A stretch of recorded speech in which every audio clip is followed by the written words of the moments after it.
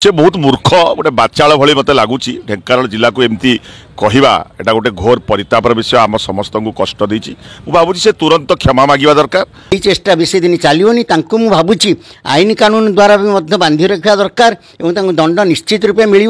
Defamatory language use करवाटा जमा ठीक नुहे। बर्तमान देखा जाइए गोटे बड़ कथा ढेंकानाल संपर्क में जड़े निजक वकिल बोली दाबी करुँच आउ जड़े यूट्यूबर जी कि विभिन्न कथा को लेकर अणस्वीकृत सांबादिक भली दाबी करी चारिआडे सोशल मीडिया रे भाइराल कई पठे अनावश्यक भाव में ढेंकानाल लोक मैंने बोका ढेंकानाल विषय में ये किसी कहबार तो आवश्यकता नथिला। मोर कहवा कथा जो बंधु वकिल हिसाब से कहते मुझे कहबी से वकिल हिसाब से केबे कही ना जी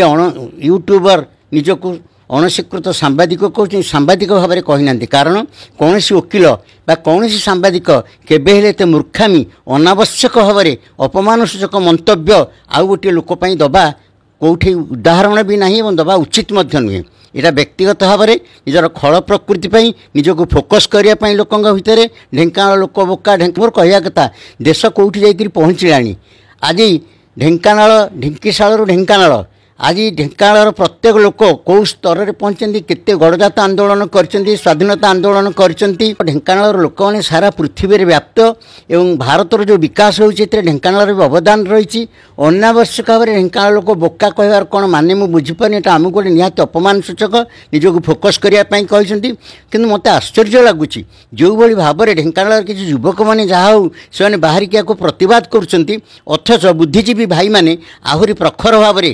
में समर्थन कहीकि आंदोलन कहीकि जिलापाल प्रशासन पाखे दाबी करें केवल प्रशासन पाखे ढेंकानाल कले हेनी आम राज्य स्तर में दाबी करवा दरकार आमर एमएलए एमपी मंत्री भाई मानक मोर अनुरोध से दिगरे नेतृत्व नियंतु बुद्धिजीवी माने नेतृत्व नियंतु जो साहित्य सामाजिक सांस्कृतिक नाट्य विभिन्न अनुष्ठान मान रही विद्यालय महाविद्यालय सब क्षेत्र भाई भौणी माने सामना को चली आसतु एवं से ढेंकानाल एकता को देखातु एवं सारा ओडिशार आउ सब लोक कौन आमठू पंडित से कौन आहरी ज्ञानी आमे कौन तांका संगे किसी भी सामान नुहे कौन 30टा जिला भितर से मूर्ख कहीकि बदनाम करने चेष्टा कर चेष्टा बेसी दिन चलनी भावुँ आईन कानून द्वारा भी बांधि रखा दरकार और दंड निश्चित रूपे मिल कारण आज पर्यंत डिलीट करना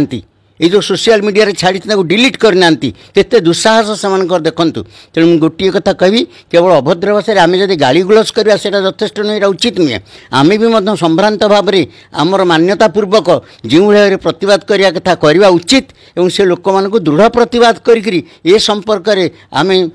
कोर्ट को जावा निहाती उचित यहीटा मोर मत। देखो ये विषय जो मैंने कहते मुझे भावुची सेमानकर बोधे कांड ज्ञान भी नहीं कारण ढेंकानाल इतिहास से जानी ना ढेंकानालवासी सरल हो पारती किंतु बोका नु से जानिबा दरकार ढेंकानाल हूँ बाजी राउतर माटी जो 12 वर्षर बालक शहीद होता ढेंकानाल इतिहास से जानवे ढेंकानाल गोटे धर्म सृष्टि होती महिमा धर्म जोटा कि विश्व में व्यापी से महिमा धर्मर जो कवि थे सत कवि भीम भई से जो